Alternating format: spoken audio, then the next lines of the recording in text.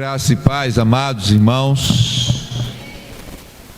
Primeira carta de Paulo aos cristãos em Coríntio, capítulo 15, versos de 1 a 14. Diz assim a santa palavra de Deus: Irmãos, quero lembrar-lhes o evangelho que lhes preguei, o qual vocês receberam e no qual estão firmes. Por meio deste evangelho vocês são salvos, desde que se apeguem firmemente à palavra que lhes preguei. Caso contrário, vocês têm crido em vão. Pois o que primeiramente lhes transmiti foi o que recebi: que Cristo morreu por nossos pecados segundo as Escrituras, foi sepultado e ressuscitou ao terceiro dia segundo as Escrituras, e apareceu a Pedro, depois aos 12. Depois disso apareceu a mais de 500 irmãos de uma só vez, a maioria dos quais ainda vive, embora alguns já tenham dormido. Depois apareceu a Tiago e então a todos os apóstolos. Depois destes apareceu também a mim, como um que nasceu fora do tempo. Pois sou o menor dos apóstolos.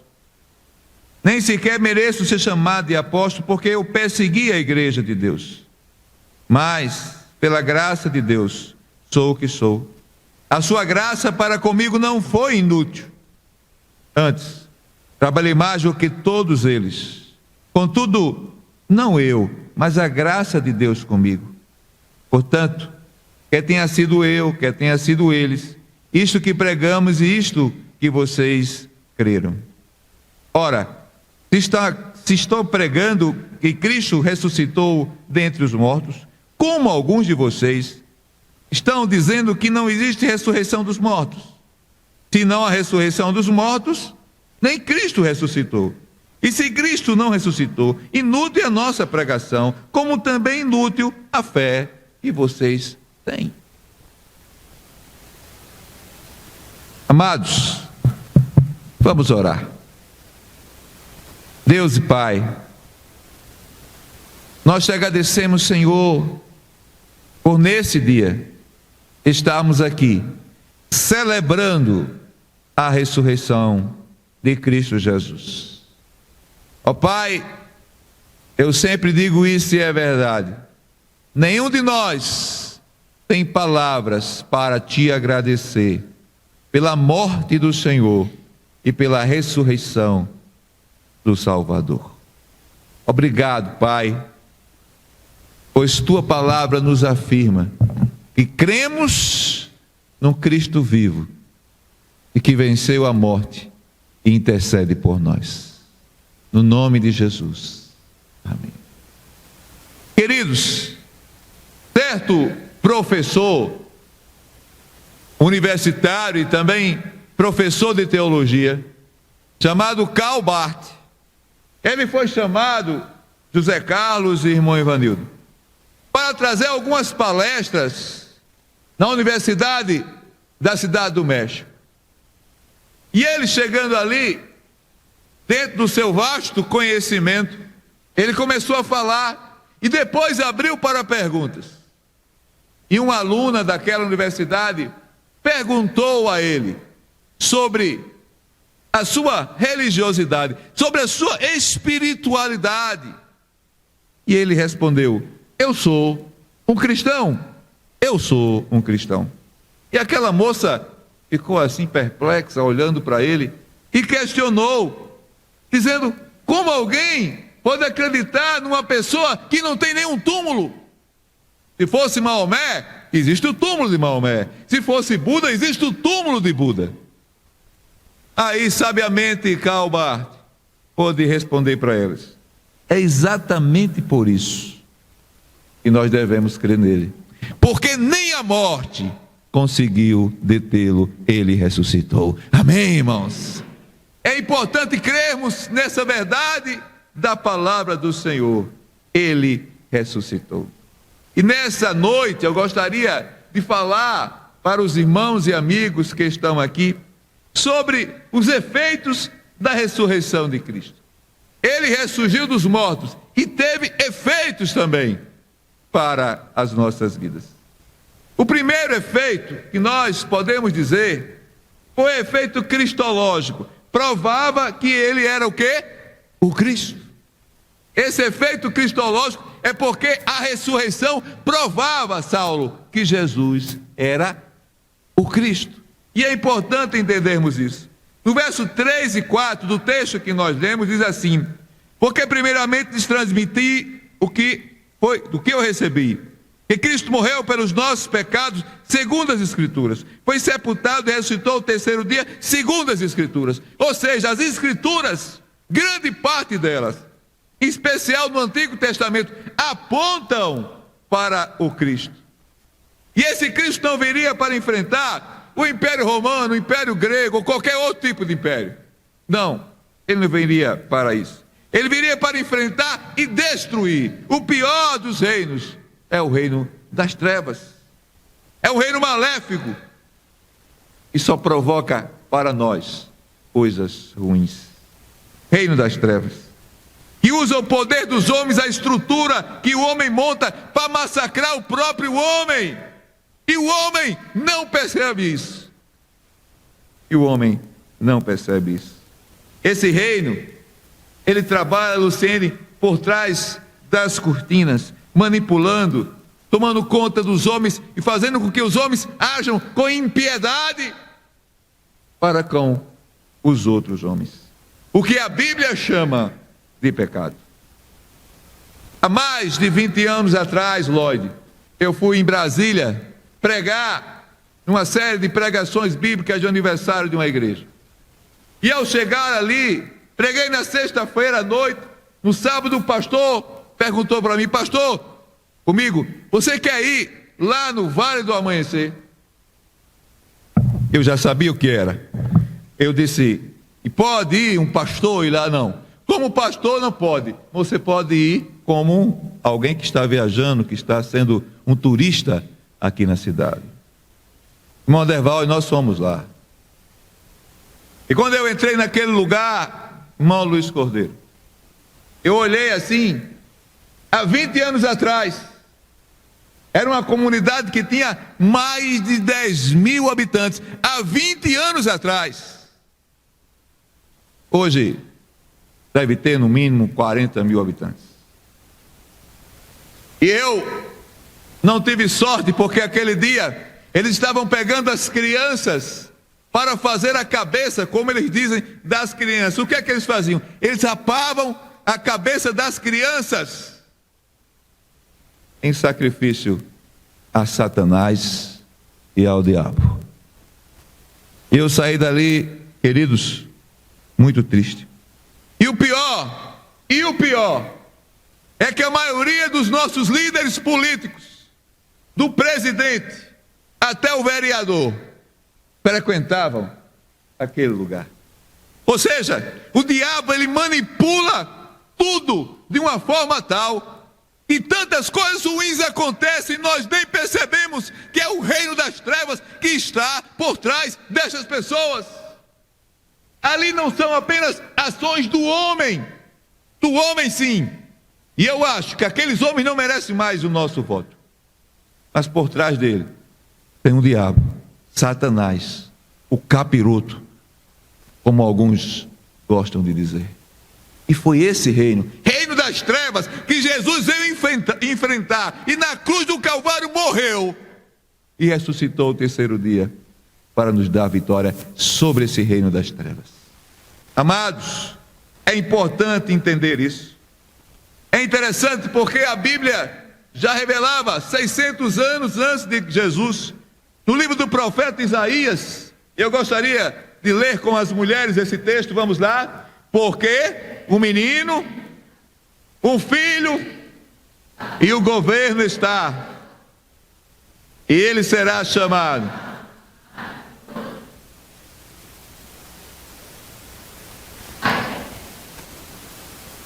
É esse menino que se transformou rei. Era o Messias segundo o Senhor Deus. E é interessante que o texto diz, nesta afirmação, Pai eterno, ou Pai da eternidade. porque nem os discípulos entendiam que Jesus precisava morrer e ressuscitar. Mas era necessário, porque ele precisava ressuscitar. Primeiro ele precisava morrer por nossos pecados. E precisava ressuscitar, porque ele é o Pai da eternidade. Ele é o Pai eterno. 600 anos antes, Isaías já falava isso. Por isso, irmãos e irmãs, nem o Império Romano, nem os judeus religiosos, nem o Império Grego, ou qualquer império que seja, poderia prender Jesus, porque ele era o Pai da eternidade. Ninguém poderia detê-lo, porque ele era e é o Pai da eternidade. E o interessante também, irmãos, é que algumas mulheres disseram aos discípulos: olha, Jesus ressuscitou. Jesus ressuscitou. Mas naquela época a palavra de mulher e nada era a mesma coisa. Eles não acreditaram. E eles disseram assim, irmão Ivanildo: isso é conversa de mulher. Mulher que fica sonhando, imaginando. Jesus gastou tanto tempo dizendo para os discípulos que ia morrer e depois ressuscitar. Mas o interessante, irmãos, é que dois homens, agora foram homens, não é? Eles estavam no caminho de Emaús, estavam tristes, cabisbaixos, lamentando a morte de Jesus, suas esperanças frustradas, seus castelos derrubados, pois o seu rei havia o quê? Morrido. Havia morrido. E o interessante, irmãos, pode passar, é que Jesus chegou para eles, um varão. Ele falava que tudo aquilo que tinha acontecido era necessário acontecer. E os discípulos, os dois discípulos que estavam ali, diziam que ardia o seu coração quando aquele varão, aquele homem falava. E eles foram andando. Quando chegaram a Derval, perto da casa deles, eles convidaram a Jesus para entrar. E Jesus entrou na casa dele. Irmão Pedro, quando Jesus tomou o pão e o partiu, eles reconheceram: este é o Senhor que ressuscitou. Amém, irmãos? Este é o Senhor que ressuscitou. Jesus está vivo, ele ressuscitou. Glória a Deus por isso. O segundo aspecto, o segundo efeito da ressurreição de Jesus é o antropológico, porque ele valorizava ou valoriza o homem totalmente. Ou seja, o valor que Deus dá a mim e a você é total. É total. Ele valorizou o homem porque ele ressuscitou em carne. Em Lucas, capítulo 24, de 36 a 39, diz assim o texto: falava ainda a eles estas coisas, quando Jesus apareceu no meio deles e lhes disse: paz seja convosco. Eles, porém, surpresos, atemorizados, acreditaram que era um espírito. Mas Jesus disse: por que estáis perturbados? Por que tem dúvida em vosso coração? Vede as minhas mãos, os meus pés, sou eu mesmo. Apalpai-me, verificai, porque o espírito não tem carne nem osso, eu tenho. Dizendo isto, mostrou as mãos e os pés feridos para aqueles discípulos que estavam ali. O homem é amado de Deus. O homem é amado de Deus. Você é amado de Deus, ao ponto de Jesus morrer na cruz por você. Você é amado de Deus. Você foi o objeto da vinda de Jesus. Foi o maior motivo porque Jesus veio aqui na terra. Foi a sua vida, foi você. E quando nós cantamos aqui, algum tempo atrás, né?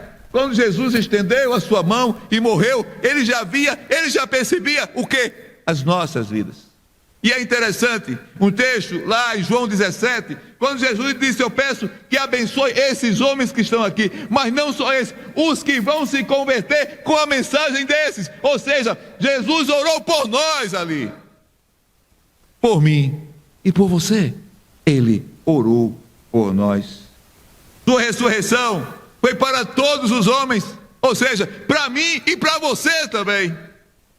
Para mim e para você também. ele não reencarnou, ele ressuscitou.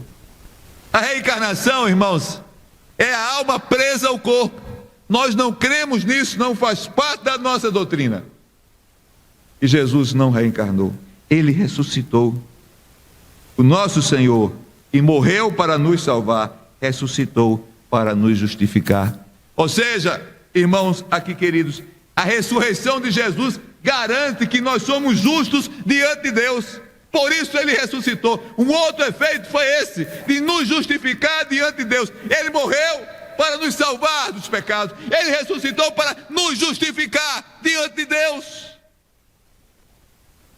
Por isso que nós podemos afirmar isso. As Escrituras Sagradas falam, a Bíblia fala, e nós podemos também falar hoje nisso. Ele emergiu de dentro da morte. Ele não usou um outro corpo. A Bíblia diz que Jesus, com o seu próprio corpo, comeu peixe com os seus discípulos. E eles o reconheceram. E ele está vivo. Queridos, o Evangelho de Jesus não é uma fuga da realidade. O Evangelho de Jesus chega para tornar sã a relação do homem e Deus. Quando a sua relação com Deus não estava boa, estava manchada e machucada pelo pecado que você cometia. Jesus veio para sanar essa situação. Jesus veio para ter saúde em sua situação com Deus. Jesus veio para curar este relacionamento brigado entre você e Deus. Porque quando nós pecamos, nós agredimos a santidade de Deus. Quando nós pecamos, nós agredimos a santidade de Deus. O Evangelho, irmãos, do ressuscitado, nem apenas um prêmio de consolação para aqueles que não conseguiram mudar o mundo e agora esperam a mudança a partir do céu. Não é isso. Não é isso.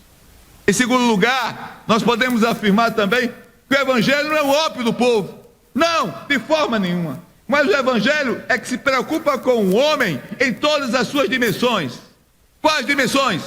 Emocionais, afetivas, sociais, espirituais, psicológicas, tudo que forma o homem. Jesus se preocupa com você em todas essas áreas. É por isso que cremos no poder do Evangelho. É por isso que glorificamos ao Senhor pelo poder do Evangelho. É por isso que louvamos ao Senhor diariamente, entregamos as nossas vidas a Ele, pela bênção de pertencer ao Evangelho de Jesus Cristo. O Evangelho de Jesus ressurreto é, acima de tudo, o Evangelho da vida. Afinal, Jesus ressuscitou. Amém. Vamos afirmar isso bem forte, mas afirmar com toda a convicção: Jesus ressuscitou. Vamos dizer: Jesus ressuscitou, justificando-nos diante de Deus. O terceiro efeito, irmã Luciene, é o soteriológico, ou seja, a salvação do homem. Você percebe aí o homem quebrando os grilhões que o prendiam. A morte é consequência do pecado. A Bíblia afirma que por um homem entrou o pecado no mundo e por outro a vida. Vencendo a morte, Jesus vencia o pecado. Vencendo a morte, Jesus vencia o pecado. Algo que impediu o nosso relacionamento com Deus. O pecado não é apenas roubar, matar, se prostituir. Isso também é pecado. Mas as coisas mais simples que fazemos fora da vontade de Deus também é pecado. Também é pecado. E Jesus venceu a morte e venceu o pecado. Lá nesse texto de Coríntios 15, mas no verso 54 e 55, eu gostaria de convidar a igreja para ler comigo esse texto. Vamos juntos? Quando, porém, o que é corruptível vestir da incorruptibilidade, e o que é mortal da imortalidade, então se cumprirá a palavra que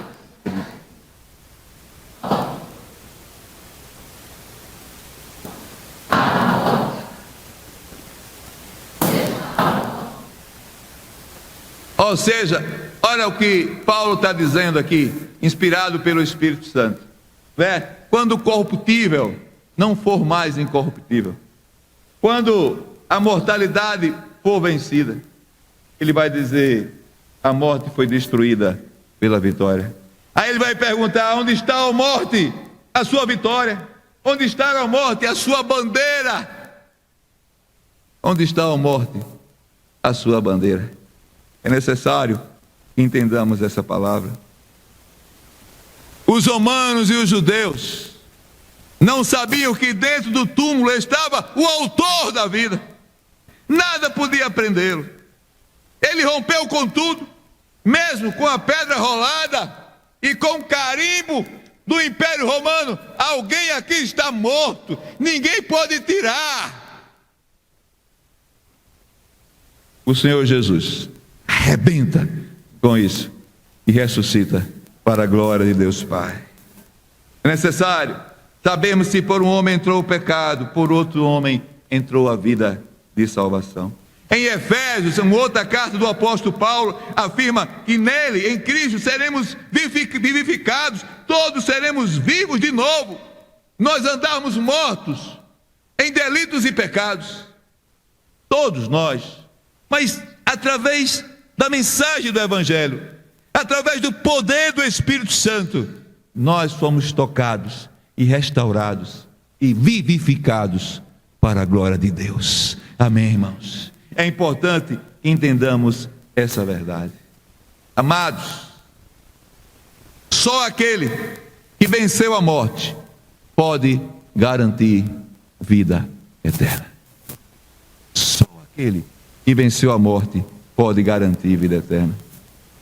Existe um texto lá em Atos 4:12, que Pedro, que negou Jesus alguns dias antes, diante de uma simples serva, e perguntou a ele: você estava com ele? Eu conheço a forma desses galileus falarem. E ele disse: não conheço. E diz a Bíblia que ele chegou até a praguejar.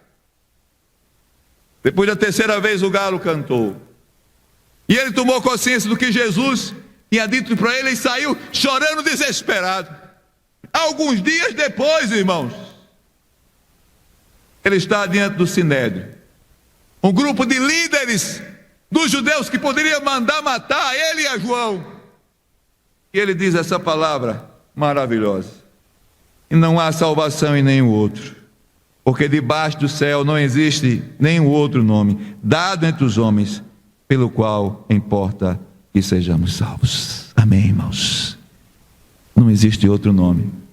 Só aquele que venceu a morte pode garantir a vida eterna. Amém, irmãos? É importante que entendamos essa verdade. O mesmo apóstolo Paulo, no capítulo 2, versículo 9 de Filipenses, diz assim: pelo que também Deus o exaltou sobremaneira e lhe deu o nome que está acima de todo nome. O nome de Jesus está acima de todo nome. Não há nada nem ninguém que se compare a Jesus de Nazaré. Não há nada nem ninguém que possa se comparar a ele. Jesus venceu a morte e só ele tem poder para salvar. Só ele tem poder para salvar. Concluindo, Maria e Maria Madalena prepararam aroma no primeiro dia da semana, num domingo, e foram até o túmulo de Jesus.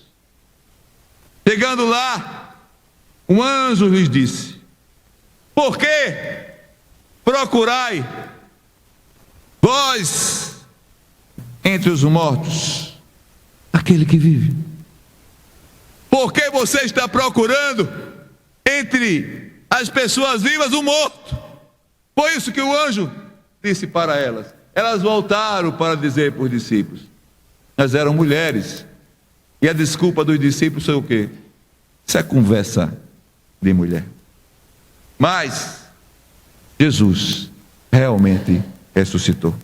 Ele ressuscitou e é prova de que ele é o Cristo, o Pai da eternidade. Vamos ler isso comigo, por favor. Isso prova que ele é o quê? O Pai da eternidade. Em segundo lugar, nós podemos entender também que Ele valorizou o homem, ressuscitando em carne, por mim e por você. Todas as dimensões da nossa vida são alcançadas pela mensagem do Evangelho. Em terceiro lugar, Ele foi o único que pode dar a salvação, pois foi o único que venceu a morte. Se os irmãos perceberem bem, nesse slide aí, tem um buraco onde Jesus passou, e lá na ponta tem a cruz onde Ele morreu. Ao terceiro dia, Jesus ressuscitou. Diz o apóstolo Paulo, ao terceiro dia, Jesus ressuscitou. Glória a Deus por isso. Amados, pode passar a luz. Porque Ele vive, posso crer no amanhã. Aleluia! Ele vivo está. Amém? Glória a Deus por isso.